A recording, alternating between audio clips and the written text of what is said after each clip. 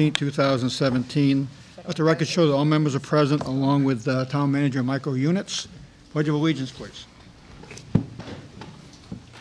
Pledge of allegiance. To the flag of the United States of America, and to the republic for which it stands, one nation, under God, indivisible, with liberty and justice for all. Thank you. Let's see, we have nothing on the licenses and permits announcements. Anything, Mr. Salvo? The only thing I have at this time is that the town offices will be closed next Thursday and Friday to observance of Thanksgiving. That's all I have, Mr. Chairman. Okay, thank you. Mr. Bramwell? I have nothing. Mrs. Steele? Nothing, Mr. Chairman. Mr. Flaherty? Nothing. Made that fast. Okay. I would like to take a moment to thank the veterans for putting on a great Veterans Day parade on last Saturday. I thought it was well attended considering the cold weather we were dealing with, but again, another great job. And it was a pleasure to actually have the ceremonies this year at the Trent Memorial. I think worked out very well. And a special thank you to Miss Bristol County. Miss Bristol County. What a great job Yeah. she did. She sang Star Spangled Banner and America the Beautiful and did a beautiful job. Very, very nice job. So she kind of saved the day for us, too. Yes. So, thanks to all for participating in that. Okay, on the new business, we have an informal discussion regarding Kingsbury Hill condominiums on a conservation restriction. Maureen, you want to come on up? Bring up whoever you want to. Evening. Good evening, Mr. Chairman. Attorney David Gay, 73 Washington Street in Taunton. And as I think you probably all know, Maureen Skuzinski, he's the president of the Kingsbury Hill Condominium Association. We thank you for the opportunity to make a very brief presentation.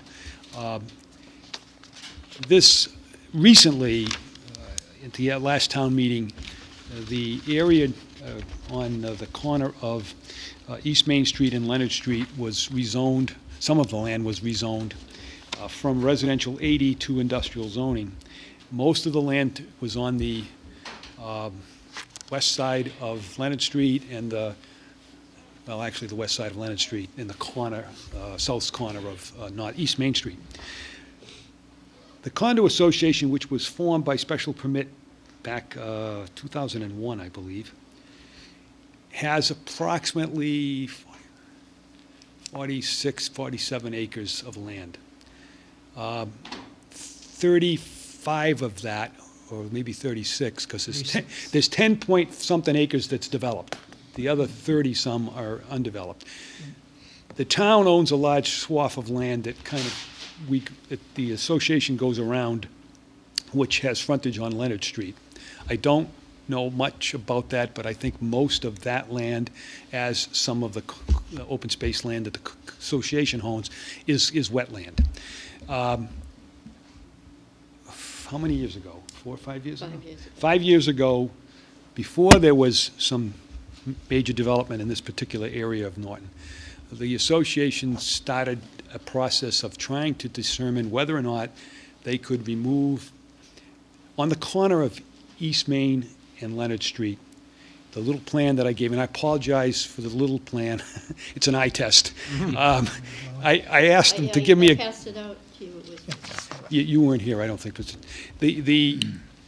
I asked them to give me a full-size copy, but they didn't, weather or whatever, they didn't get it to me today, so I did the best I could. But if you look at that, at the corner of East Main, which would be the upper left-hand corner as you look at that with the Fowland on your right, at the corner of East Main, we've proposed 2 lots that we would cut out of the open space area. One would have frontage both on East Main and Leonard Street, and that would be about 2.3 acres. The second lot, which would front only on Leonard Street, would be 2.27 acres. According to the engineers, these lots exceed your zoning requirements. And then if you look below those two, there's a proposed parcel A. That's other land that the association owns, but it would abut the town of Norton land, which is that big piece that looks sort of like a king's hat or something, a crown. And then just to the further down, there is where it says open space. You can see the little open space area there, and the road kind of bends. That's also condom association land, which is on the other side of the town of Norton land. That has some frontage that's upland, and the proposed parcel A has frontage that is some upland and some wetland. It's not a buildable lot. What our proposal would be, in general terms, would be, we're looking to see if the town would support a rezoning petition which would rezone those two corner lots and the other parcels that I just mentioned to you, if you want to include those, to the same zoning that was done across the street. If you were to do that, and we were then got support from the town to remove those two parcels from the conservation restriction, and there is a long process that we has to go through a number of boards. We thought about that 4 or 5 years ago, but there was no development in this area, and there was no impetus on behalf of the town to assist. And rather than fight every board forever to try to get to there, we just said, okay, fine. Since that time, there's been development, and then there's been this rezoning. We have had an informal appraisal done. We expect that the land, those two parcels, could sell for in excess of $1 million if they were zoned appropriately, based on two lots that are very similar in size that just sold at the intersection of 495 and 138. If you see, there's some development going on there based on that sale. Same broker that we dealt with did that one. That would provide a number of things. First of all, it would provide the association with an influx of capital for improvements, both to the buildings, which are now 30 years old, infrastructure, and essentially a big help towards either connecting to sewer or doing an upgrade in their septic system, whichever works the best. Because as time goes by, that septic system's going to have to be increased and upgraded. And the expense to tie into sewer, if that's what they were going to do, would be expensive also. Maintenance on buildings that are 30 years old. I mean, they're doing a good job, but this would be a great... And the real plus to this, as we see it, is, first of all, the town would get taxable land.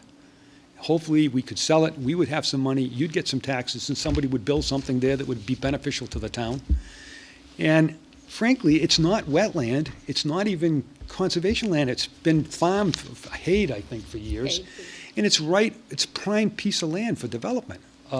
So I think everybody, whoever buys it will win, the town will win, and the association would be able to fund, their necessary improvements without straining and putting an unnecessarily strong burden on the people. And we don't really see a downside. There is a long process. We're willing to undertake that.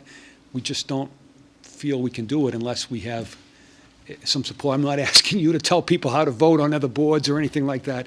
We're just, first of all, of course, the town meeting has to rezone it. And, I've been doing this for 40-some years. I know how difficult it can be at times to rezone land.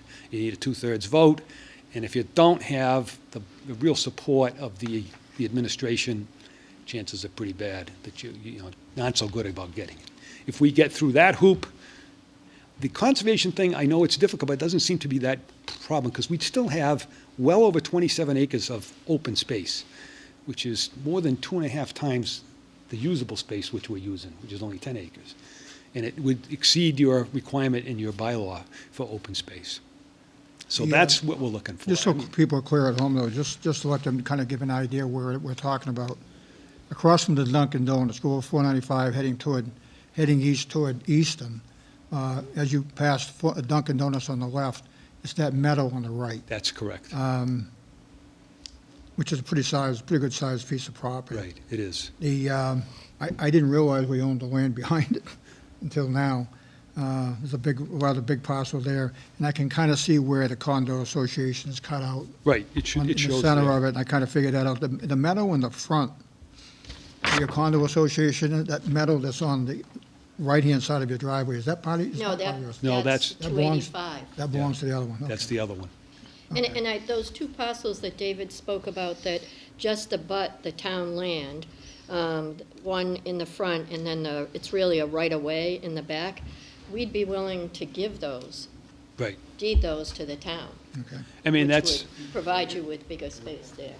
Yeah, I mean, It's- on the surface, I'm just thinking, first of all, I was involved 30 years ago, and I remember this project. And this was one of our first cluster developments. probably was, yeah. And the purpose of it was, obviously, the plan was to set aside comparable space based on the amount of units that were being built. And, you know, I get the drift, and I'd be kind of curious to see what other clusters we did. I'm not sure we did many, but I'm not that I'm concerned about it, I just kind of would like to know how many other cluster developments might fall under these same guidelines. And that's why it was all established this way. That's why we originally established it. So, I mean, on the surface, I don't have a problem with it. You know, I kind of get it, I really do.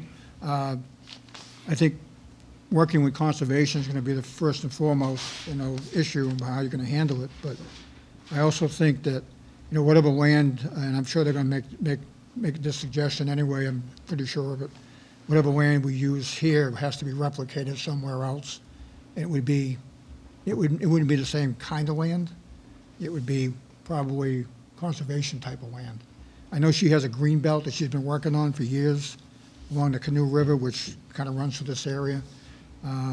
But just something we can talk about as we get more and more The into it. Canoe River is on the other side. Yeah. And runs behind the huge It goes development behind- at 274. Yeah, kind of meanders down by 495. Right, there's a brook that Yeah. runs through, but the major Canoe River land is behind the huge development at 274. Right. And that being a cluster development, I don't think they were held to the same standard of open space. That's something I'll let Right. let the attorneys argue over. Right. I'm just bringing up a few comments, Right. I'm thinking out loud, but, I mean, I really don't have a problem with it, I really don't. If it's something that can be accomplished, I don't have an issue. Anyone else? Mr. Bramlett? I have no problem with this, especially looking at the numbers where 30-plus acres would remain open space Correct. to the approximately 10 and a half acres that are developed. So it's a 3-to-1. And that particular property is going to be surrounded by development anyways.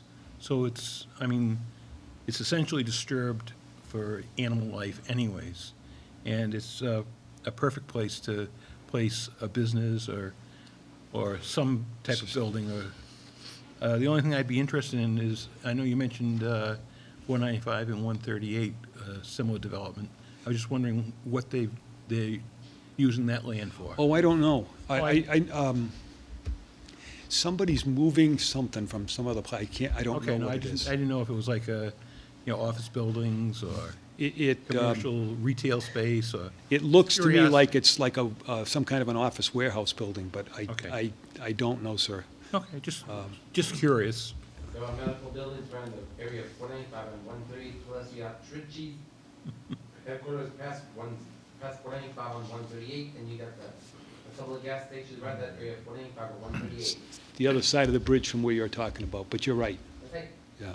Are you proposing we rezone the two parcels only to, Those are the only two we're interested in, but, you know, I don't know. Yes, I guess the simple answer is yes.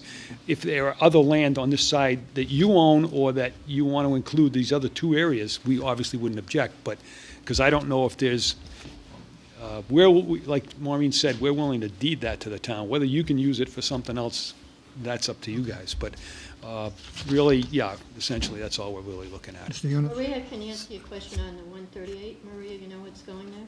Yeah, it's a granite manufacturing company, it's called Skyline Granite. Yeah, okay, thank you. They're currently on 28 in Middleborough, I believe. I knew there was, I think we can agree that, you know, it's a valuable piece of land based on the location of it.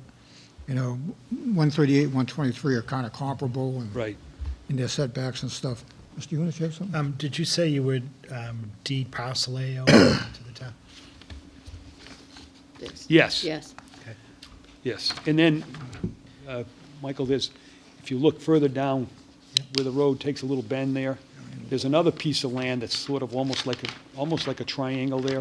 Right. That we don't need it for anything, Yep. and maybe it would be helpful to the town, or maybe just want to leave it the way it is. It's conservation land, so. Right, could just stay the way it is.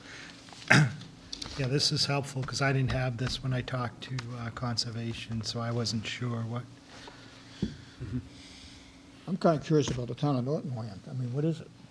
It's It's woodland and wetland. Is it all wet? Wet. Woodland. It's- It's sort of across from the entrance to the golf course. Okay, The golfing school there. Yeah. It's that wooded area. all wet through there? Okay. I don't know if it's, I don't know if it's all wet, No, but it's- there is some Wet. wetland, but I really don't know. It probably is, well, we have to find out whose direction it's under, if it's conservation land or what Right. it is. I'd be curious to find that out, but, anyone else? Anything? Great Yeah, I idea. think it's a good idea, too. Some money on the tax roll. So in the past, the council outlined to us that steps upon, once we had this agreement, that we would go next for the zoning. You're suggesting we go to conservation before we go for Yeah, zoning? I would do that. Okay. Because they're going to be, they're probably going to drive this project. Okay, And once we get a clear direction from them, I mean, I don't have a problem going to town meeting and asking for sure, rezoning issues, because it makes sense based on what we're doing there already. right. I kind of get it. But I'm pretty confident that if it does have some kind of conservation restriction, I'm sure they're going to want to try to replicate. And these pieces you're talking about might be enough, I don't know. That might be enough to deal with it, I don't know. So we're going to have to find out. We Okay. think the conservation restriction related to the wetland right there, and actually, we're gonna give you that wetland. So we were hoping that that might alleviate, and we understand from previous discussions between councils that there are steps, and the ultimate step was we might have to go to the state legislature. Yeah, we were told that the last time We around. believe we can do that.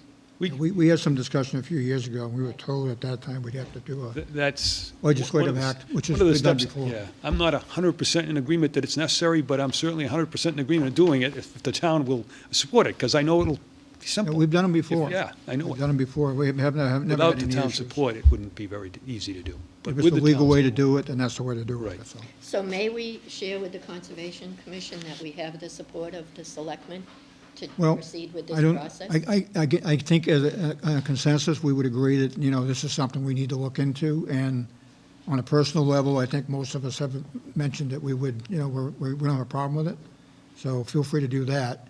At some point, we're going to have to take a vote. Yeah. Especially if you go to town meeting, we'll have to Right. put it on the warrant and take a position. I personally don't have an issue with it. Conservation may come back to us and say, this is the reason why we can't do it, and then we may get into different discussions. But Okay. on the surface right now, I personally don't have a problem with it, so. Mrs. Steele? Mr. Chairman, I was just going to throw out there, so this is really two good parcels of land for, as far as businesses coming in. Somebody's going to be really happy to get that location, especially with everything that's going on Leonard Street. And I think somebody mentioned earlier, of course, that puts taxes back into our till, which is what we've been trying to do all along. So I was just going to maybe suggest to help them in their efforts with conservation, is if we were to just take a vote tonight that on the surface, we think that this is a good idea to move forward. Of course, we can't, bend any rules or anything, but give them a little bit more to go forward with Jennifer, to let her know that the Board of Selectmen are interested in seeing this thing through. I don't have a problem. I think we have to be clear, though, based on the information we have right now. Right. Correct, yeah. Yeah. Things can change a lot. Right. Oh, yeah. We Absolutely. understand. We understand that. As long as we're clear that, based on what I'm looking at, and based on what I know about the property from 30 years ago myself, I know why we did the cluster, and I understand that in those days why they did it. To me, it looks like an awful lot of land was left open based on a few Right. condos, but. Yeah, I think letting conservation know that you understand that there may be some steps and some provisions that have to be done through conservation, but, We conditionally support Right. the concept, but are open to their expertise in the area. It a took me motion? some- Yes. Second. And again, to be clear, this is very new and very preliminary, so, Oh, absolutely. I I understand. mean, if something comes up that we're totally not aware of, then we'll have to deal with it, but I believe that, the consensus is that we're definitely interested in you going to the next steps, so. Do we have motion second? Any further discussion? All those in favor? Aye. It's unanimous? Thank you. Thank you very for much. your support. Luck. Have a nice Appreciate holiday. it. You as well.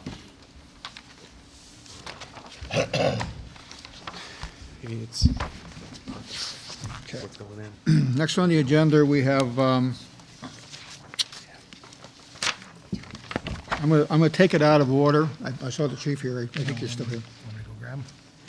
Yeah. Regarding, we had asked that we get some information about 274 East Main Street as far as the incident reports. Yeah. In your file, you have copies of the information that was sent to us from police and fire regarding the property. So, I know Chief Clark is here tonight, and I just saw something else somewhere. I don't know where it is. Okay. Just want to make sure I got everything here. Oh, we have them both.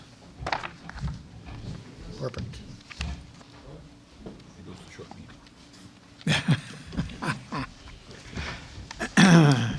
Evening, Chief and Chief. Good evening. Good evening. How are you? Good, good. Well, thanks for coming. We recently, I'm going to speak on my own behalf because, the others can have their own opinion, but recently I've noticed a lot of issues regarding, in the papers mostly, regarding incidents happening down at 274 East Main Street. And as much as I opposed the project to begin with, I recognize that now we have a lot of new citizens living in there that may have come from other areas that that didn't live in Norton before. And I'm kind of concerned about the amount.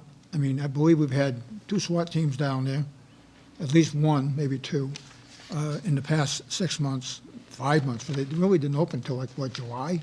I think it was the first occupancy was in July. And we have, it seems like there's a lot of different calls being had. It's not so much that I'm concerned about, I actually am concerned about the people that live there, because I'm going to guess that 99% of the people there are law-abiding, upstanding citizens that are now part of our community. And to a certain extent, we have to be sure that we're protecting their interests too. And when we start getting all these different situations happening down there in such a short period of time, we have to address it in some way or another. Ambulance calls, we're going to get those. I mean, that's the kind of stuff that's going to happen. But fires and smoke detectors and people getting locked out and all the other mayhem that seems to be going on kind of concerns me for the most part. And really asking you guys to come in tonight and talk briefly about, maybe what steps we can take to protect the interests of the people that actually live in that complex. My understanding is, and through conversations with other people, is the fact that there are times when there's nobody on the property, and I'm not sure if that's true. If they have an issue, there's no one available. And, one of the first suggestions I would make, that if we have to send a letter, we would do that, is it has to be someone there 24 hours a day, visible 24 hours a day. I could probably get the fact that there's probably people there during the day. I get that. But overnight, maybe there has to be someone else there in case in a situation like a lockout or, something goes wrong anywhere. Just to make sure we're doing things right. And the other thought I have is sending a letter also to the management company, asking them to be a bit more aware of their applications and the type of people that they're putting in. Obviously, the application's not going to show it, but maybe there's other steps that they can take, to maybe find out what kind of people we're allowing. That affordable housing is necessary. In my opinion, it's very expensive for affordable housing. So the type of person living in that facility has to earn a certain amount of income in order to even rent the affordable units, because they're very expensive. So just kind of curious, and if anyone else wants to ask any questions, but what are your thoughts on it? Well, from the police department perspective, we knew that there was going to be an increased call of service to that area. It's just common sense. There's 200 units, up to 200 units in that small area. We knew that the location was going to, create more calls for service. I even put it in my budget letter last year last January, February, that, by that time would be that it's been open for about 6 or 7 months, and we already saw an increased call for service. it was shortly after that we had that swatting call, and that created certainly some news headlines. And then most recently with the 5 kilos of fentanyl that came out of there through a DEA operation, that created some more news media attention. The things we've done is we have spoken to the management a couple times. We've exchanged business cards and telephone numbers and try to keep the lines of communication open. We've also instituted walking beats down there. But I think from a town that, we have this in our town, and any big cluster development like that is going to bring more calls for service. So, having just 3 officers on the road isn't going to cut it. It's just not. For planning purposes, we have to take that into consideration. So, but we do have, we're trying to maintain a good relationship with the management company. It's certainly a new company, and they, I'm sure there's some, we're feeling them out and they're feeling us out, and we want to just keep a good relationship with them. As far as somebody being there all the time, I'm not aware that there is, but I can tell you that the 2 circumstances that I just mentioned, we did call the management company. One was an early morning, like a 3 a.m. for that swatting call, and the other one was a Saturday, and they were very good to work with. So, but we have instituted, walk-in beats down there, and community policing, and talking to the management, and it's not something that we don't do at Norton Glen. We do the same thing at Norton Glen. So, but we've had about 138 calls for service for the most part down there in a little over a year and a half time. So it's certainly was anticipated that was going to happen. Anyone else? 138 seems like a lot. Well, according to the report, when you folks started taking incident reports itself, it started on July 7th, is the first date that we have on our report. We go back to 2016. So when was the first occupant? Do you have any idea? It was after July, I believe, in 2016. It might have even been closer to September. Okay. Yeah. So this is from and July 16th till... One of the numbers that pops out is, there's an extra patrol number. That's something that either residents request or we do because of, incidents that occur. Okay. So, the other calls are a variety of different reasons. So.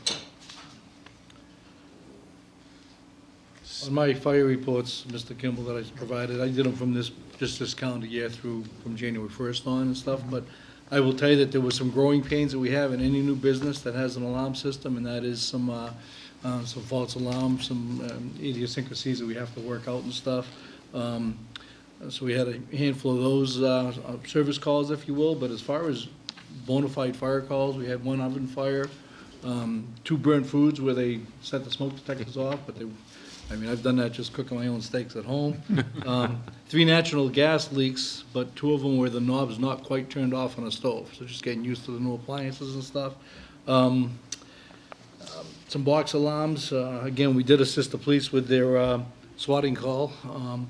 I will tell you that there are Knox boxes down there, so as far as access goes, and the police do call us out if need be, we do have access to virtually any commercial building in town that way. That's usually not a delay either way if we have to, But we've had 22 medical emergencies there this year, and again, for the number of units there, I don't think that's really astronomical. So we are familiar. We had a couple of frequent flyers that both the police and fire shared for a little while, but that seems to have worked itself out as well. So, for the most part, I think they're very well-built buildings. So from a fire safety point of view, they are fully sprinkled and very safe.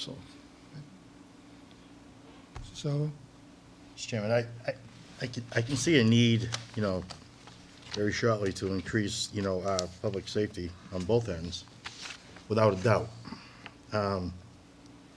Just in our last month, we've had some severe storms where the log gets backed up 10 deep.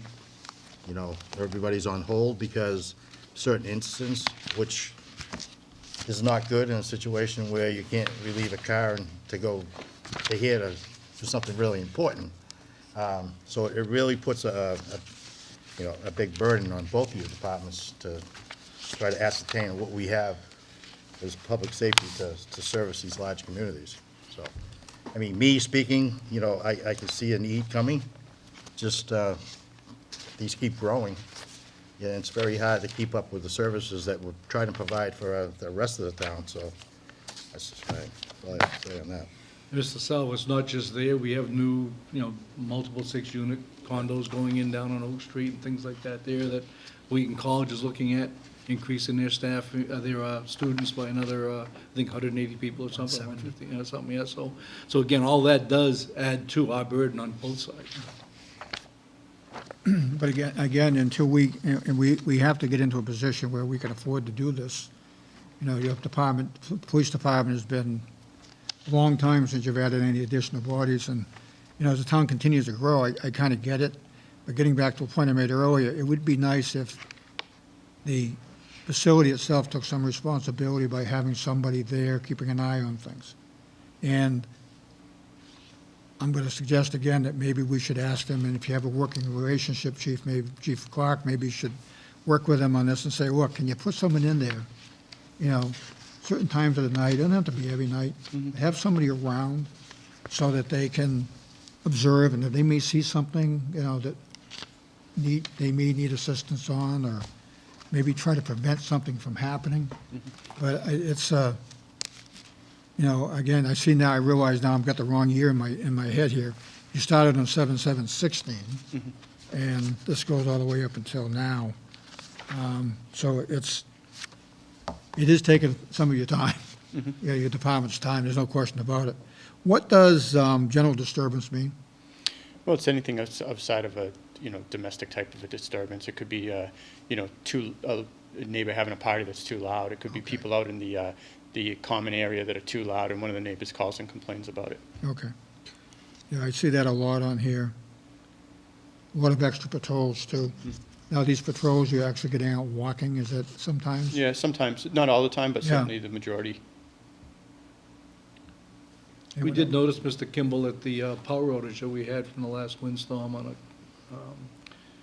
the power outage affected that whole complex, and it would be nice to see, and again, I don't know how you would mandate it, because it's not required in the building code, but to have a standby generator that would at least run the common hallways or something like surprised they don't that. There have was, that yeah. So today. they have the generator for their sewerage only there, but. Really?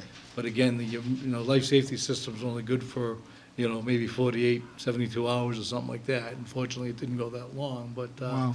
no real provisions there anywhere in the code to do that, but it would be nice to see a place like that when it's put in, maybe step up and do something like that right out of the gate going forward, if we have any more like that. I mentioned it to you. Mr. Salvo, right? Yes, I mentioned it to you a couple weeks ago. He mentioned that during the power outage, they were not able to use their keypads Right. to get into the facility. Well, that's ridiculous. Number one, if you can't use the keypad, you're going to prop the door open, and that's kind of defeats the whole purpose of having, and again, maybe that's something you could address with the management company and just say, look, you got to figure out another way.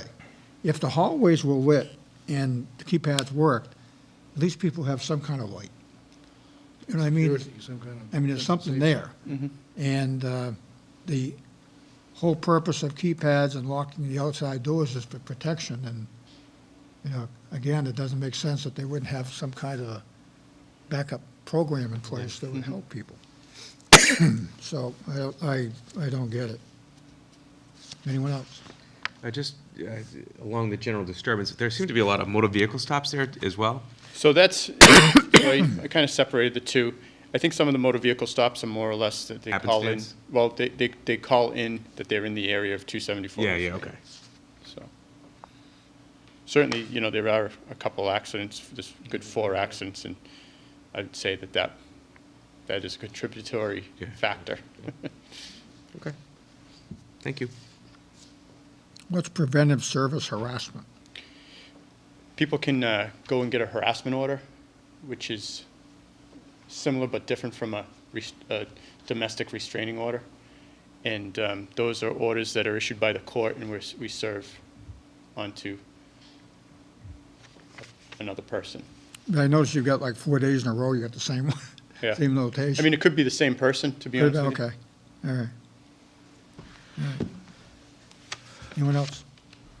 Well, I would appreciate it, Chief Clark, if you wouldn't mind going back in talking to the property company and talking to them about some of the concerns that we have, and that I have, regarding the protecting the people that live there, making sure we have people that are available. My cousin years ago used to run a facility like that. He was actually on the property 24 hours a day. You got a place for nothing, but he had to be there. Yeah. You know, and maybe there is someone there, I don't know. But that's the kind of questions I would ask, is there someone here? Yeah. You know, at 1 o'clock in the morning, if somebody suddenly realizes they get locked out or an alarm goes off on a car or an automobile, and knowing who that person is so they can make sure that, they come out and take care of it, stuff like that, especially during power outages and stuff like that. There should be somebody around, Yeah. keeping an eye on the whole facility. It's a very tight complex. One of the issues we had regarding the project in the first place is you're cramming 188 units into a piece of land that was never designed for that many people. And when you're living that close, I'm going to make the assumption that, you get angry at each other once in a while, because things are tight, so. Anyone else? If you wouldn't mind getting back, maybe either through correspondence, just kind of let us know how you made out with the company. And if in the future, if you guys need any assistance from us on that, in that complex or any other, just let us know. But, again, this isn't about making them spend more money or it's about protecting the people that live there, making sure that they are protected, make sure we're doing it right, so. Anyone else? Thanks for coming. All right, thank you. Thank you so much.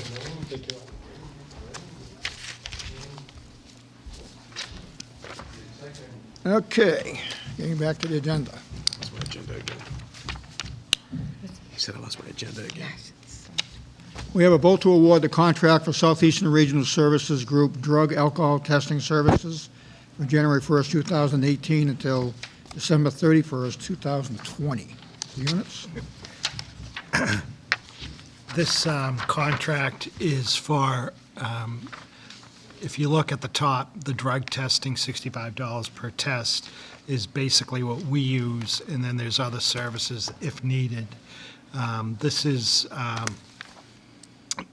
through Advantage Drug Testing, who is our current drug testing company.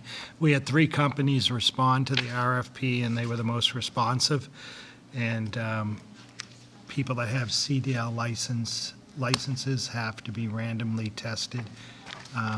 And so we have a larger group here. So when they do the random, it's easier for us with the random testing. And you don't have to be, I forget what the parameters are now. I know that they lessened how often they have to do it now. So it'll cost us a little less that way. And this would be $65 per test for the drug testing. And then the other services, they also provide if we need them. Okay. Anyone have any questions? I mean, I know under OSHA, if you have an accident, you're required, right, to have someone get a test done immediately? Yeah, we don't have to, municipalities don't have to go by OSHA. Really? We're not under OSHA. Okay. But if that did happen, we would do that, we could do that. Okay. Any questions? Then the chair entertain a motion to approve the award the bid to Southeastern Regional Services Group Drug Alcohol Testing So moved. Services for January 1st, 2018 until Second. December 31st, 2020. Motion is second. Second. All those in favor? Aye. Opposed? It's unanimous. Thank you. Okay, next we have a vote to award the joint salt bid with the town of Medfield, joint salt, parentheses, sodium chloride purchase for 2017 and 2018 season. Units? We won't be able to do that tonight. They did find an issue with their bid process. Okay. And it's going back out to bid on, they're having a bid opening on December 7th. Okay. So we'll bring it back in Okay. December. We'll ignore that one. They're still, just so you know, they are still allowed, we are still allowed to purchase under our old contract with Eastern Minerals and Mid-American until this goes through. Okay. Thank you. Okay, on the old business, update on the streetlight conversion, Mr. Units. Did you want to do the joint meeting for? School joint meeting, I skipped over that. Go ahead. We have two people that want to be appointed to the building committee. We have, and it's important that we get that committee staffed up now. And it's a joint appointment of the school committee and the selectmen. And the school committee has asked if you could attend their meeting on December 11th at 7 in the middle school library. They have issues they're going to deal with before that, but they said this would be right at 7. It's a Thursday. December 11th, Oh, Monday. sorry. It's a Monday. It's not the 7th. Sorry about that. I have a problem with that. Anyone? As long as somebody reminds me, I'll be there. Yeah, right, exactly. When they remind me, I'll remind you. All right. Yeah, there's no problem. We can set that up. How many, you have 2 positions we're filling. How many positions are there? 5. There are 5 open positions? No. Oh, we have another open, there's 3 open positions So we have 5 people on the total. And Total. there's 2 we're on, appointing 2, you only have two people left? yep. Okay. So if anyone else is interested, please let me know. When do you meet? Will you normally meet? Is there a night or a day or? At night, and obviously they only meet when there's a need, so when we get going with the town hall project and the council on aging project, there'd be a need for them to meet.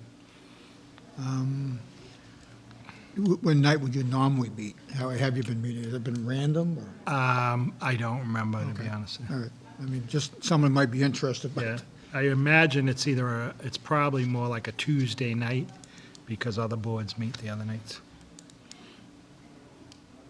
okay. So if anyone is interested, we need one more person. Any qualifications?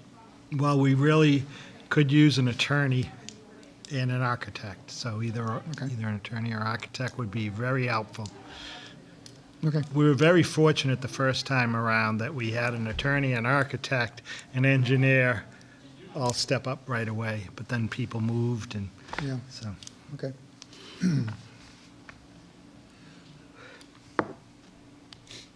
And that's on the 11th. When are we meeting again? We're meeting on, November 30th? today's the 16th. The 30th. Yeah. Just do me a favor, Mike. Put that again on your reminder, on your update. Yep.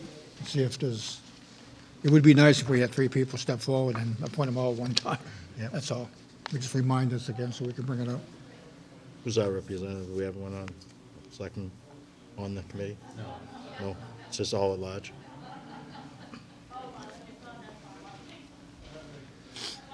Okay, update on streetlight conversion. I met this week with Peter Vessel, who came and gave a presentation before you earlier, Almost a year ago. and Well, maybe it wasn't a year ago. It was- We met him in January, so. I was here for it, so. so you were here for it? I think so, yeah. There you go. See, it's only been a few months.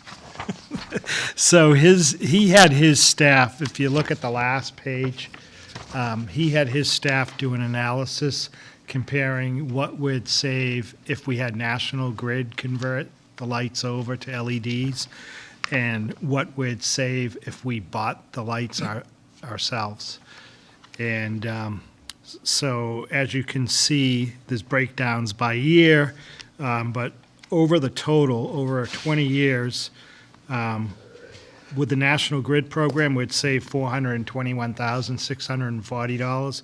If we purchase them ourselves, it'd be $1,420,761, Difference. which is obviously why towns have been purchasing their streetlights. And you can see the estimated project cost would be $331,717, the first column on the left, and with an expected estimated incentive of $46,884. And so our net project cost would be $284,834.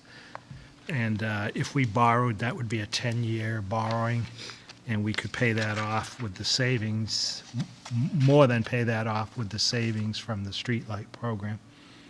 I was going to say that because if, let's take the first year, if we do the conversion, it's $87,550. National Grid is $15,577. There's a difference of $71,973. I would think that would more than pay for it. Or half of it, anyway. Yeah. What are we paying now for streetlights? Is it 100 and, 115, is it? Our costs, right here, down here, right? it's near the end, isn't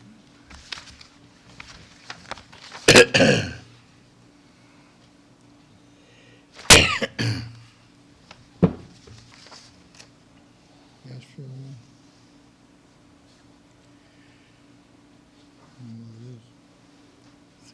I'll let you look for it.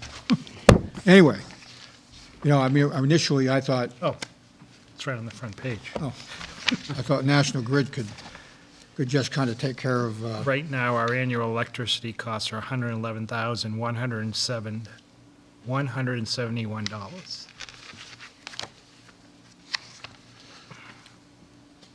and if we do the That- upgrade, It'll be $17,469. so we'll save $93,702. 84%. Wow. And these lights, by the way, these new LEDs, they'll last for years. You know, they're not like the old technology.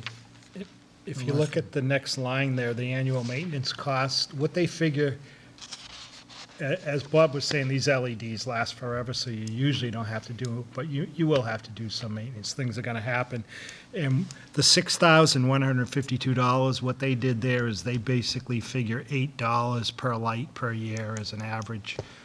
And that's how they figured that annual cost. And a lot of the towns are just hiring. There's companies out there that will come and Fix them. fix them for you. It's like the companies that do the lighting in malls and places like that. It's the same stuff, just an electrician, that's all it is. Well, I mean, originally I thought National Grid would be the way to go, and I'm kind of glad someone took the time to do the assessment, because it's quite an eye-opener, actually. So over 20 years, if we do with a conversion, it would be $1,842,401. National Grid would be $421,640, with a difference of $1,420,761. Wow.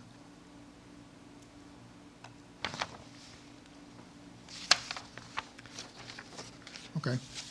Is that grant money still available, do you know? Yeah. It is. So That's on the, if you would want me to, I'll tell him to move forward, and if you want to vote on that.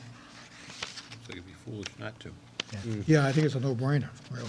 I mean, it's just, I'm honestly very happy that he did this assessment, because I would have said, let National Grid take care of it, you know, and not even have to deal with it, but, I would have thought it would have been a little closer, but it's not even. We were only saving like $15,000 a year on our electric bill when National Grid converted them over. okay. So the estimated incentive is, would be $46,884, bringing down the project cost to $284,834, which is, we probably have to borrow that, right? We'll see how. Well, yeah. Maybe I mean, not, if, First year, you're making $87,550. Yeah.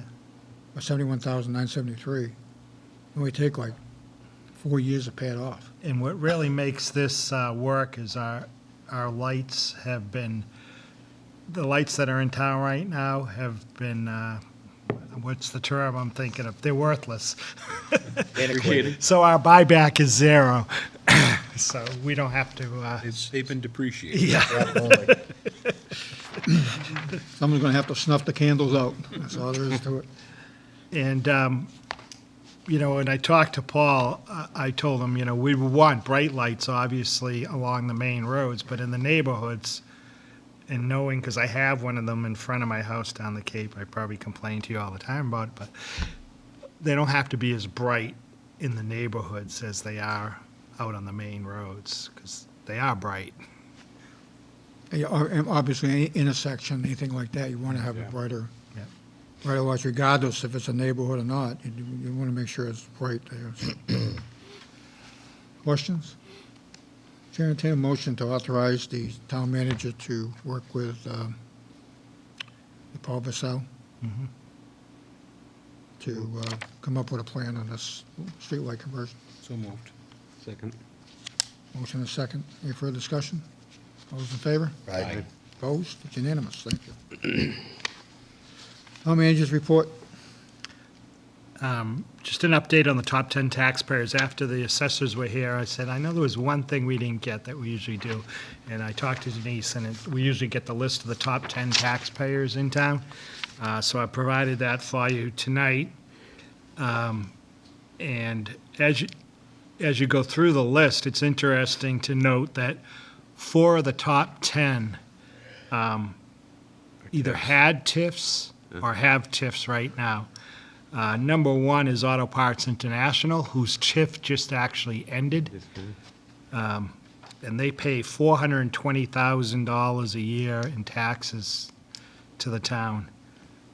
The next one is 274 East Main, $378,581 a year to the town. You hire a couple cops out of there? You're right. The next one, which is currently still a TIF, Horizon Beverage, $347,314 a year. The next one, which is listed as SSI Norton Partners Property LLC, is actually the old Cisco building, which will have a TIF on 25% of the building. They pay $275,609 a year.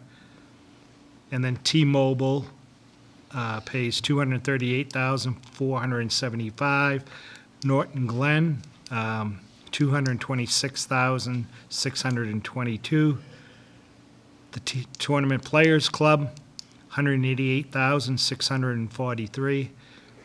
Norton Senior Health LLC, $168,764. That's what is it called now?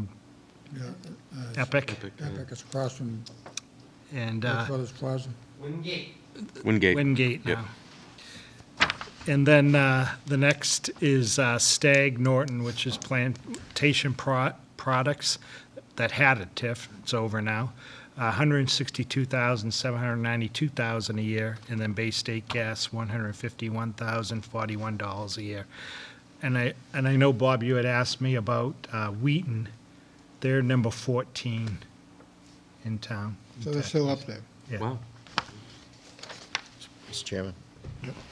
So, Mike, going back to Horizon Beverage, which still has a TIF, Yep. how many years left on that? I'll have to check. All right, so, It's probably halfway, Right. probably close to halfway through. so they're probably at 80% right now, maybe? They started, their TIF would have started in 2000, it's probably been 6 years. I was gonna say 4 years left.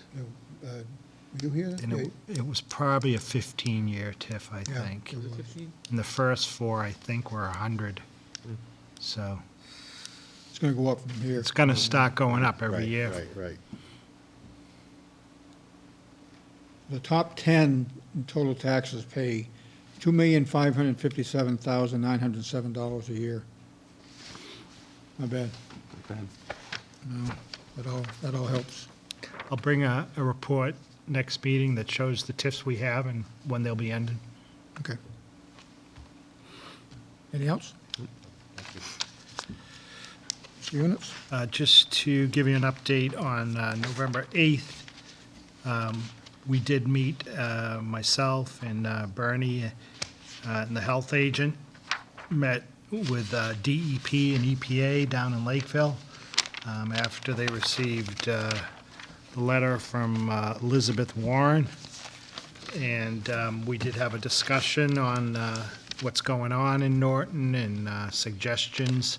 One of the main suggestions was making people more aware of when they were flushing and what they should do when they flush in their neighborhood in order to prevent rusty water.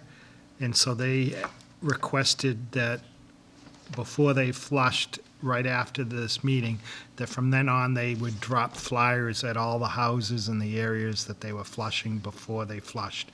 So they did that with the final flushing, which is done now. It was also discussed that the unidirectional flushing program is important, that they have to get that in place this spring. They also told them they have to put the plant on a fast track so that there's a shovel in the ground this spring on the plant to get that going.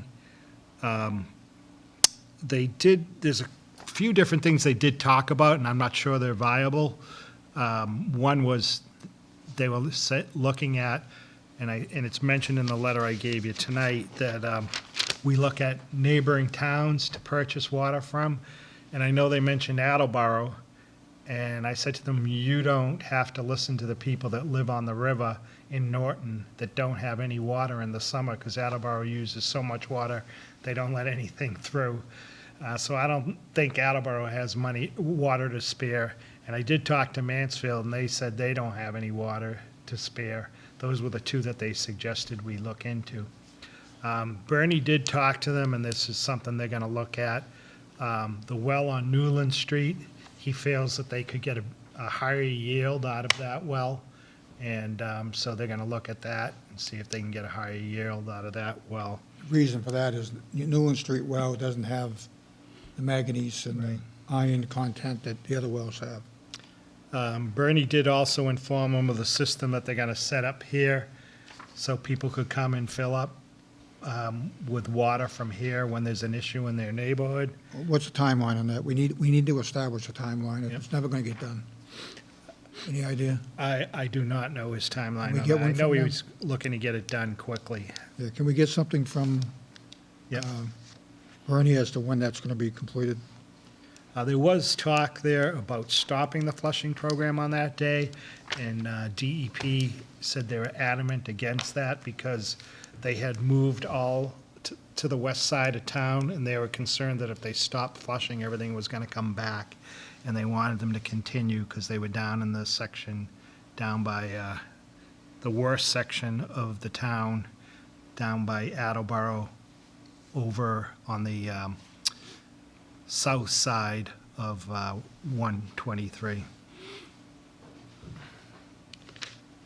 They also told them to look at a plan and for pipe lining or pipe replacement, and that they should communicate that to people and let them know when things are going to be done. Well, I think that, before we get off that subject, I think that's a very important component of what the problem is here. And, you know, I think we had a conversation, there's going to be $1 million, we just appropriated a town meeting with $1 million something to put new water lines down Reservoir Street. And we're going to pay cash for it. We're going to pay cash out of our reserve accounts, capital reserve accounts. You know, I'm not trying to second guess what they're doing down there, but realistically, what we should be doing is saving that money, go out and borrow the money, you know, to get that project done, and then keep that money in reserve in case they run into an issue, because they may want to start another project and another project. And if 25% has been replaced in town, I mean, 75% need to have some kind of attention done to it. And it's a great idea to contact neighboring communities to see if they can help us out. What happens when we flush their clean water through our crummy pipes? You know, we're still getting the same issues. So I don't know that even that's a solution or even worth talking about.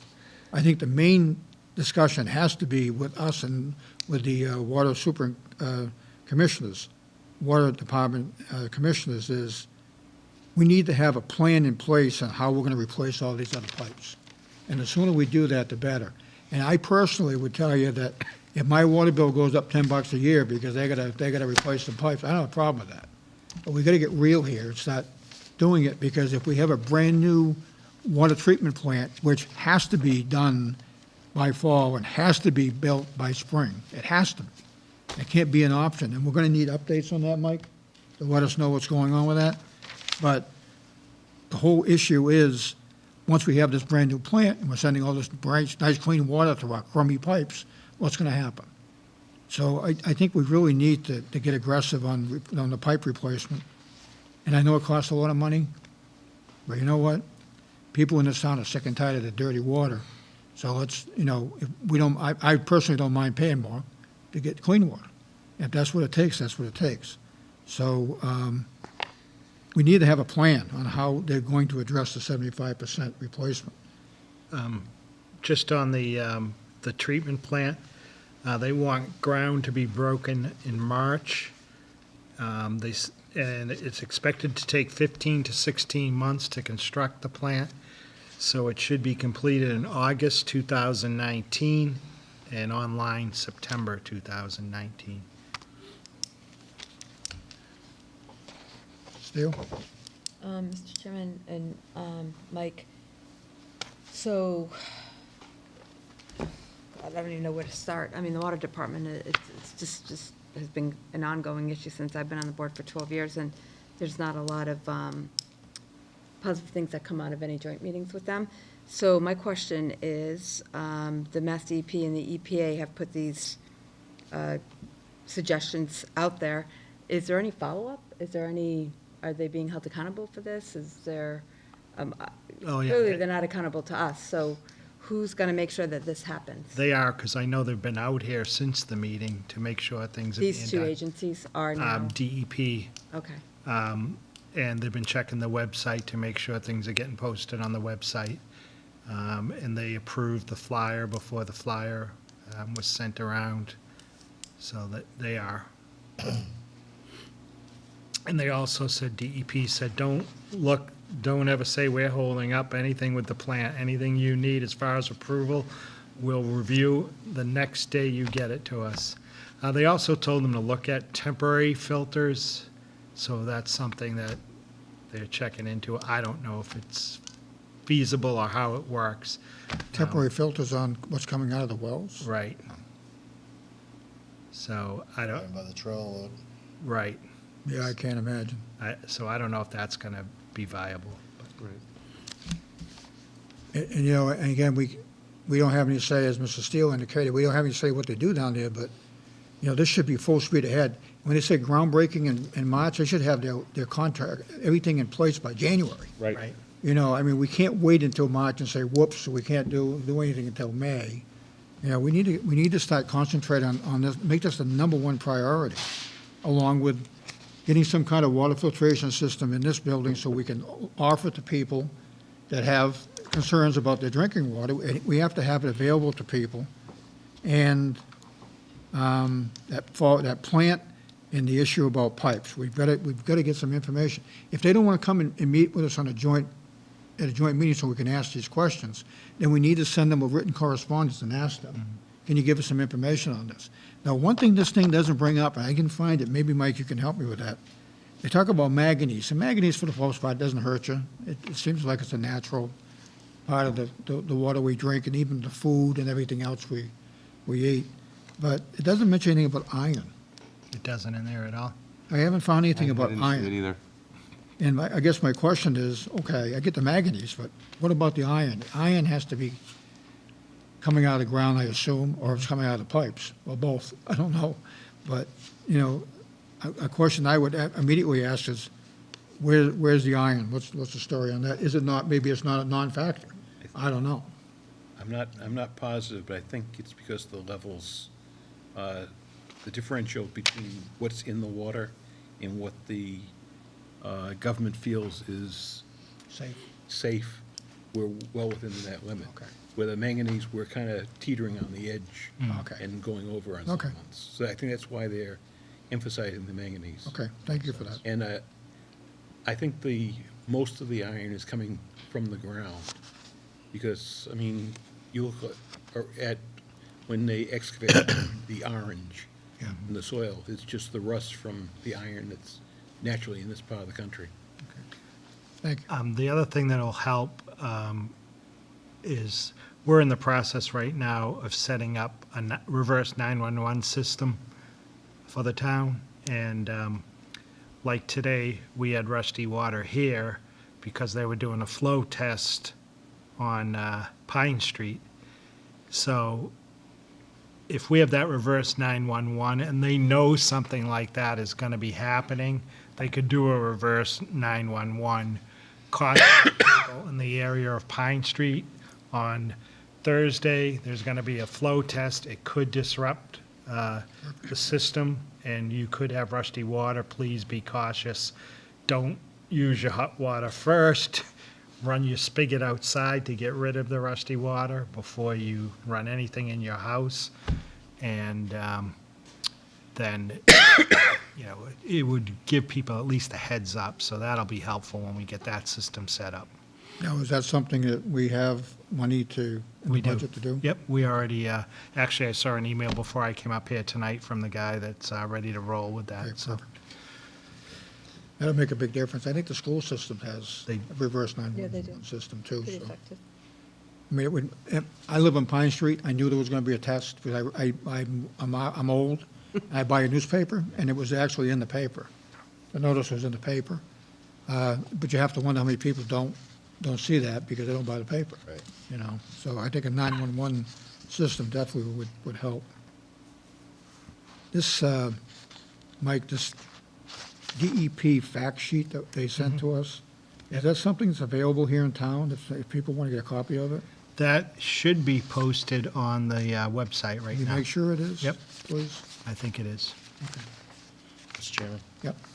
I totally agree with your first conversation a half hour ago about that $1 million that we're gonna take out of the stabilization account to do Reservoir Street. I would like to see that in the account for emergency small pipe repair. There are some sections of town that it's not a lot of footage, but it's a definitely dire need of replacement. I'd like to see us borrow the money to do that project on Reservoir Street. I mean, because it's there if we need it, you know, that whatever we're gonna give, it'll be just one step ahead of not having to look for it in the future. It'll be something they can do themselves in-house. It'll be I mean, Peter Street area is all, you know, fiberglass transite, and that's a real bad critical area that is every day of Which rust. area? Peter Street and Stevens Street area. So, I mean, they did some of the streets there. They're not completely done with them all, and that's one of the areas, you know, I don't know. I mean, like you said, we have no say in what they do, but I just think it'd be wise if we left that in there for future piping and then borrow that. You also mentioned sleeves. You mentioned somewhere in the report, you mentioned they could put a sleeve through. Of course, you know, I remember Dwayne Knapp coming up here a few years ago. You guys probably remember. He had a valve with him, and it had, you know, an opening probably 3 inches. And it was like And, that. and, yeah, the opening was actually half an inch Yeah. in size. So putting sleeves inside of pipes like that probably won't work anyway. So replacement seems to be the obvious way to do it, so. Well, a lot of times they'll clean the pipe and reline it with the sleeve. Is that how they do it? It can't be as expensive. Right. Now, we got a call from someone that wanted to come out and talk to us about the process they use. Yeah. And we should follow up on that. There's a process where they clean the pipes. Company in Attleboro, Walsh Contracting, they do that. This is like 4 different Walshes, but Walsh Contracting in Attleboro, they go all over the country. That's what they do, reline pipe. Right? But 2 years So ago, they- Norwood, where I work, they had a company there cleaning the pipes. I didn't think they're ever gonna go away. Yeah, they were there for like 2 years, you know, just going through all this.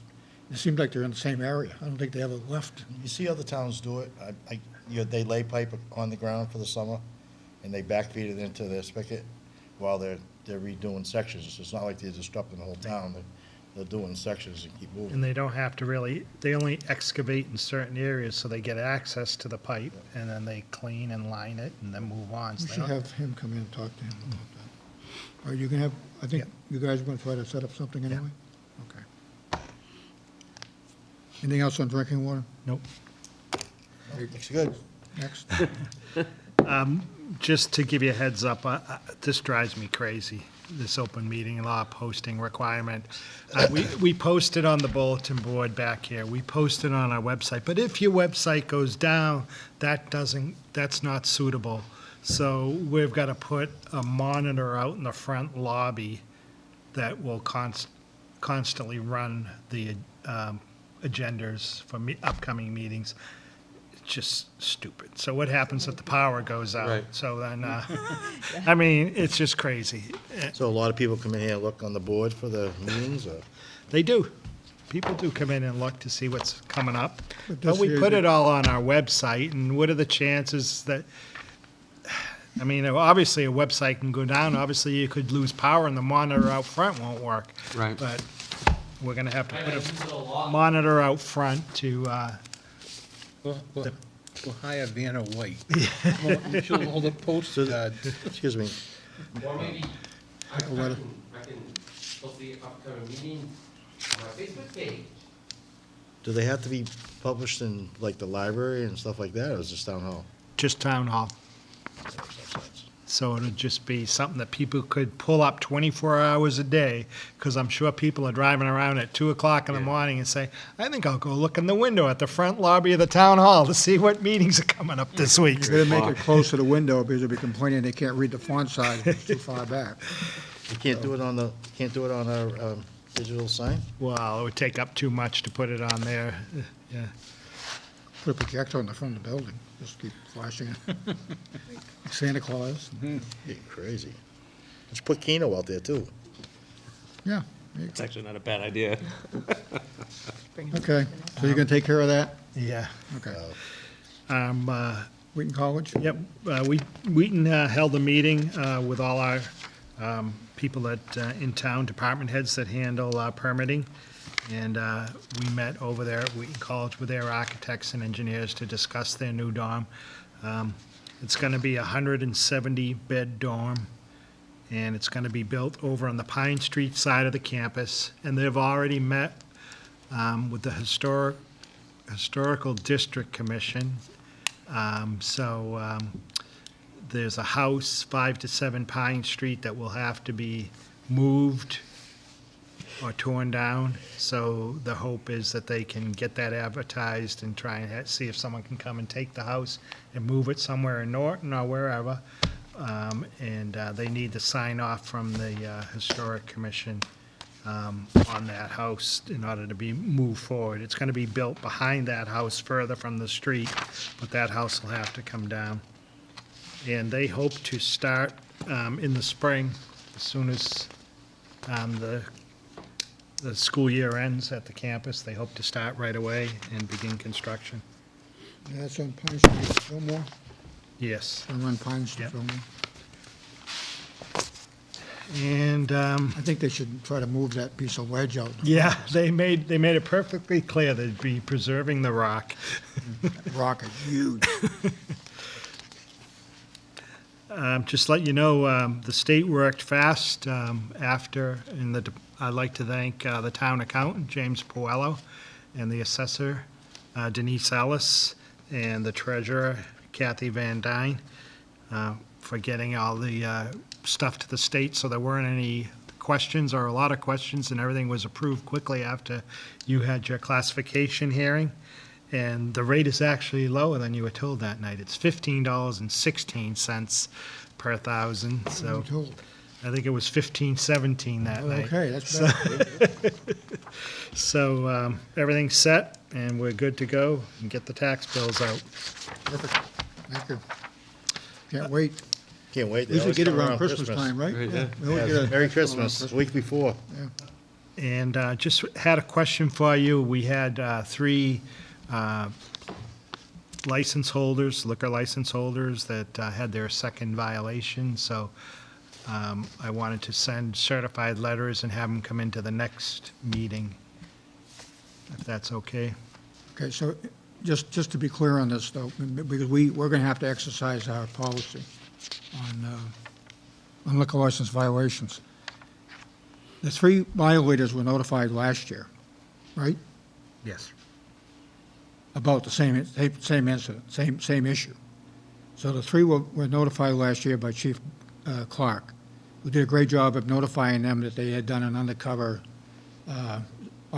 sting operation, and they had actually served the minors on all 3 occasions. I believe this year there are 5 violators. Last year there were 3, there were 5 this year.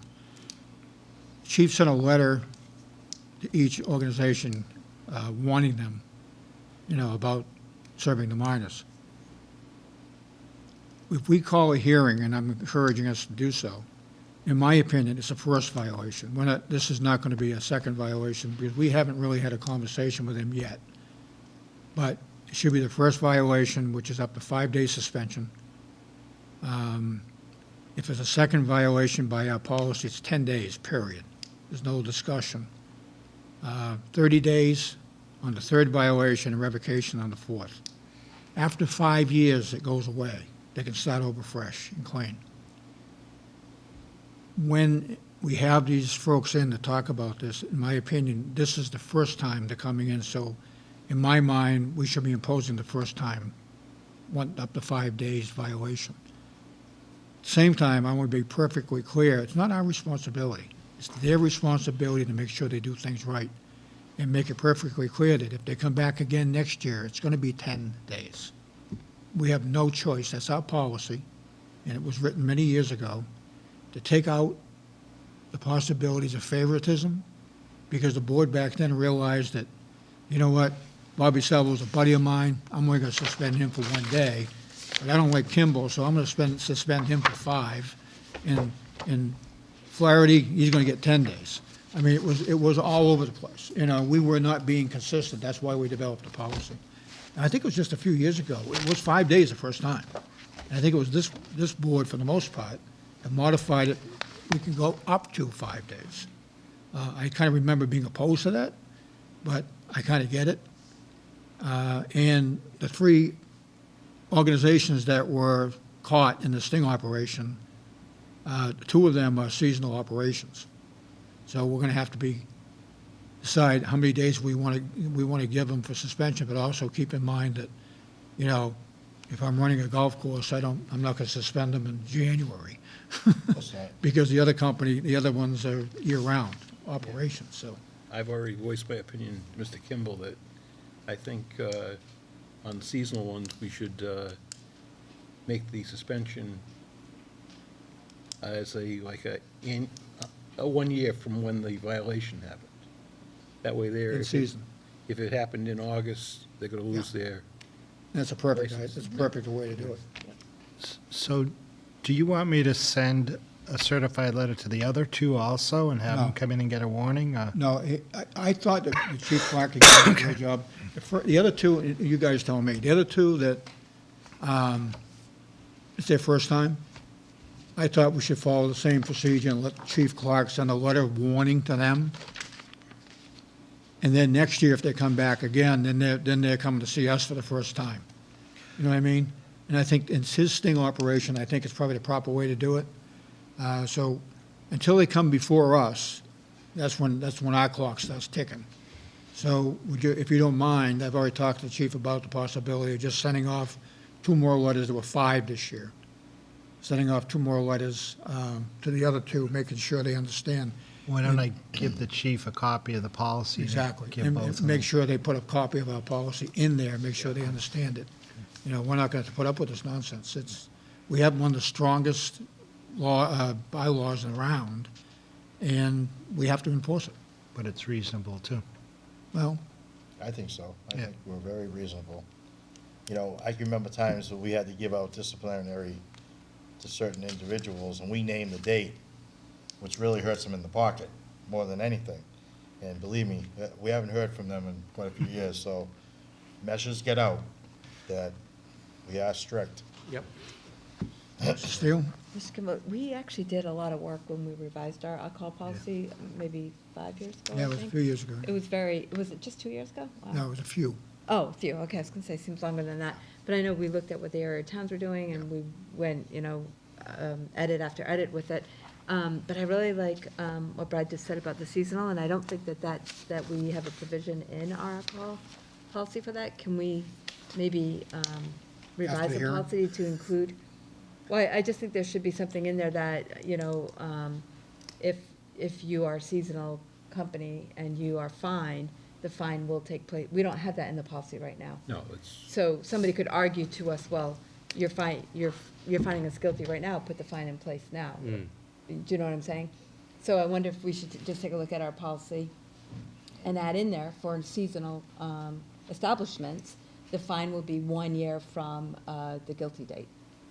I think it's a great idea. And I don't have a problem with it. We can, obviously, we'll have to amend it after the hearings, You're right. for these hearings, but I think it's a great idea. And Yeah, the only, Brad I guess put the out. only downside to it is if it happened on August 13th, which was a Tuesday. This year, it might be on a Sunday, or, I mean, it's gonna fall on a different day of the week, but I don't think we should be concerned about that. I mean, I think just whatever date it was, It's not like- and it may be 5 days. Yeah. And that's what we're gonna be careful about the policy. Well, we could say, from the date of the violation, the number of days will be, we've done it before, we've broken it up too. We've said, okay, we'll give you one day in such a month, and we'll give you another day 3 months later, and, I mean, we tried to be flexible. Not put them out of business. Right. Yeah, but, when you're talking less than 5 days, that's one thing. You're talking 10 days, that can hurt. Well, and at that point, if we're talking 10 days, and they kind of deserve what they're getting. Unfortunately for us, we don't really have a lot of issues. Right. We're not looking We at used the to, policy very often. We did. Used to. Yeah. We did that Like to- Bob said, I think the message got out. We did that to a liquor store. Yeah. They were closed for Yeah, a right. while. That was, right. Yeah. A beer and wine place, should say, but still, yeah. Is the sun? Yep. Yeah. I remember sitting here having hearings until midnight, going over some of the violations years ago. And that's why we came up with the policy, because it was getting to be ridiculous. So Mary better bring 2 iced teas next meeting. Yeah, Right? I thought that was Norton Water she was drinking. That's why I've been looking at some various newspaper articles over the years, yeah, that's, showing the town is That's very the filter in strict in its alcohol bylaws for a long time. Right? Okay, so let's look at when they're coming in. First of all, we have council here.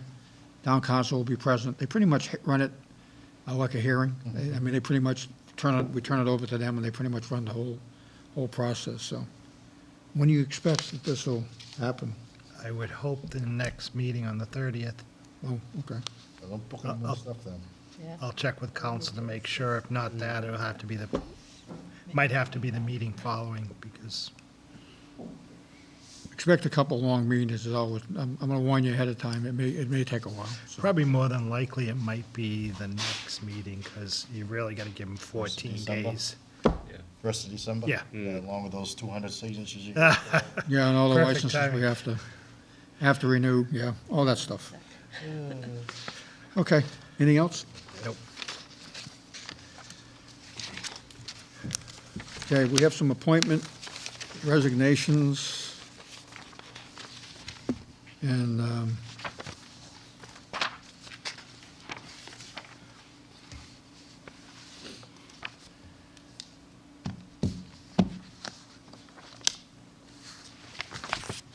so we have appointment resignations, and again, I'm not suggesting in the future that I'm not here to interrogate anyone, but I would like to have these people coming in just so we can see who they are, what they look like, so that when we're walking down the street, we can say, hi, how are you, how are things going?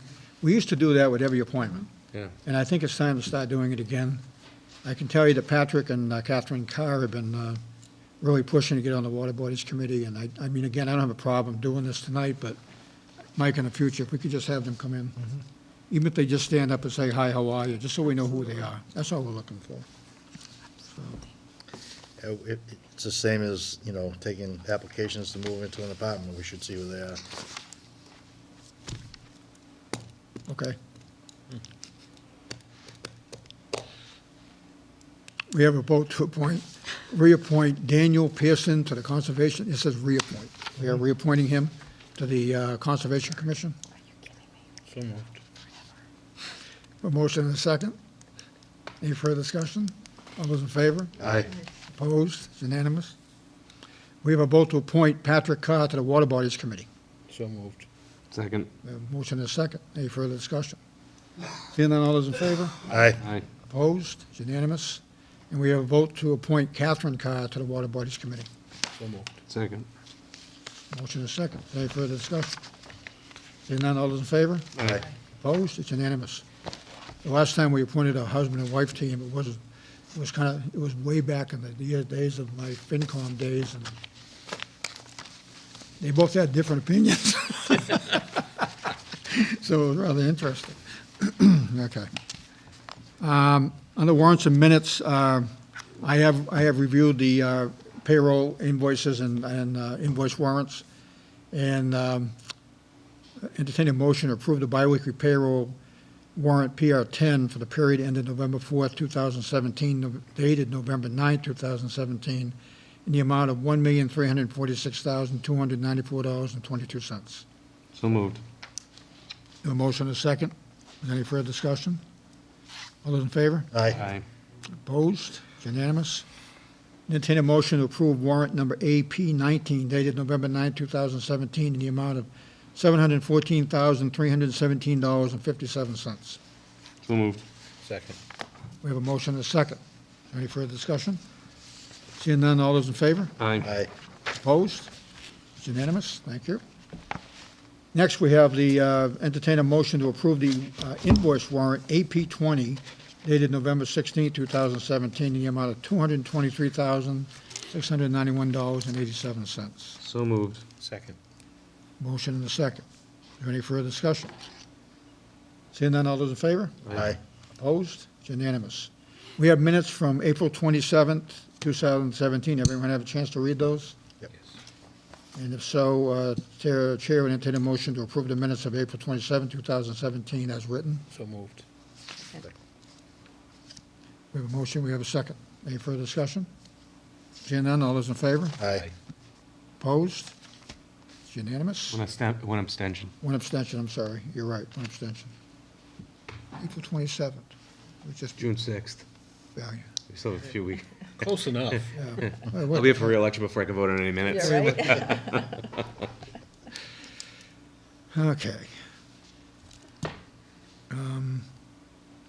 I don't see Selectmen's report on here. It's one way to shorten the meeting. Yeah, right. Just saying. Mary told me to take that off. There's no Selectmen's report on here, so Okay. I have something that we should probably read I, for the record, though. I would, yeah, does anyone have anything else? No, nothing other than this. I think we should read this. Go ahead. I missed it in my, this is an employment opportunity, public safety dispatcher. Town of Norton, the Public Safety Communications Department is seeking highly motivated individuals who pose strong communications and personal skills for the position of full-time, part-time public safety dispatchers. Must have the ability to adapt and react to change in a fast-paced public safety environment. Operate with all established state and department guidelines, policies, and procedures. Detailed knowledge of the location of streets, buildings, and other significant areas of the community is required in order to maximize response time to calls for services. The position works under the direct supervisions of a Director of Communications. Hours of operation, 24/7, 365. Rate as per Senior B contract is the range from $18.38 to $23.82. Applicants must submit a cover letter, resume, employment application, copies of certifications, 5 references to the Director of Communications, Norton Municipal Center, 70 East Main Street, Norton, on or before 4 p.m. on Monday, November 27th. Notice of AFSCME Council 93, Local 1702, employment opportunity. The Town of Norton currently has a vacancy in the part-time Planning and Zoning Department Secretary position, 18 hours a week. The salary range as per contract, $16.83 to $21.83. The members of the AFSCME Clerical Union has hereby notified in accordance with Article 9, job posting and bidding, other collective bargaining agreements with the town of Norton. Then said vacancies exist. Interested employees must submit a written application to the town manager by no later than 4:30 PM on November 20th. Job description is available at the office of the town manager. Thank you. Anyone else have anything you want to bring up? Give you that opportunity. On the next meeting agenda, there's a 7:15 hearing regarding the application of Mary E. Manchester DBA Sportsman Cafe, manager Mary E. Manchester for a common victor license to expose, keep for sale, and to sell all kinds of alcoholic beverages to be drunk on the premises at 13 South Worcester Street, North Massachusetts. That'll be on the next agenda. I have a question, Mr. Yunus. Do they do inspections as far as Board of Health and everybody normally, do they? They do annual inspections of every establishment. But when we do a transfer like this, there's no inspection? They would go and inspect it, yeah. And this time of year, they're gonna be out doing all their inspections Yeah, anyways. I would ask them to do so, please. Mr. Chairman, actually, a question not related to that, but to the licenses. What happens when a license holder goes out of business? What happens to their license? Do they just keep that license? No. Does it come back? They're So they're that supposed to. 44 that went out of business, did If- that license come back to the 33. town? 33. Oh, 33. Clearly, I've never been there. So, If someone, We were there 10 years ago. No, 11 years ago. 11, yeah. yeah. if someone isn't operating the hours that they're supposed to operate on their license, now it's coming to the end of the year, so it just, hopefully they don't try and renew it. But if it was, say, February, and someone all of a sudden wasn't operating the hours that they're supposed to, you would notify them that you're going to have a public hearing to take their license away. And generally, a lot of times people are trying to sell it or whatever, and you'd give them 6 months to be able to sell it, and if they didn't do it, then you would take their license. The ABCC likes to see that you give them time to try and sell the license. Is that what we're doing now with 33? No, it's just that it's coming to the end of the year, so I'm assuming they're not going They to just- apply, and it would If just, they don't renew, then they're not allowed to sell it either. So it just goes back into our pot. right, we have plenty of restaurant license, so it's not like they're something that's valuable. If we had a shortage and somebody was looking for Exactly. one, Right, then we would take action. Okay. yeah, But And by the time we go through the process of telling them to bring it back, it's going to be at the end of the year anyway. right. Yeah, yeah, and might I'm as not well looking let for any more let it work. I was ride. just wondering what happened. Yeah, so they'll, but to Mike's point, they do sometimes try to sell the business, Yeah. and the license goes with it. But to Brad's point, we have plenty of them anyway. So it I won't mean, they don't have to buy anything. They can come back here, we can give them another one January 1st. Let that one expire and come and get another one, don't have to pay for it at all. Okay. We give them away, so, Right. Usually the way that applies is like a liquor store, they have common vic, all alcohol, which are restricted. There's only like 5, I think, in town. Yes. If something like that comes up, yeah, then we start the process, say, okay, you need to bring it back right away. Okay. In the case of John Drain, as an example, he had a wine and malt. That's kind of rare too, but we knew they were in the process of trying to sell it. he has full liquor. Is it a full liquor? Yeah. Okay, so he had a full liquor license, so we knew they were in the family, the estate was trying to sell it. We pretty much said, okay, just, do what you got to do, and they did it. They got it done, and they got to transfer it over. So. But they're very hard to come by. If the person suddenly disappears, then yeah, we want them to bring back the license and go away, so. Okay. Nothing under executive session, so, anything else? Happy Thanksgiving to everybody. Yeah. Happy Thanksgiving, yep, very much. Safe. Seeing that, Chair, entertain a motion to adjourn. So moved. Second. Motion and second. All those in favor? Aye. Aye. Opposed? It's unanimous? That was a wary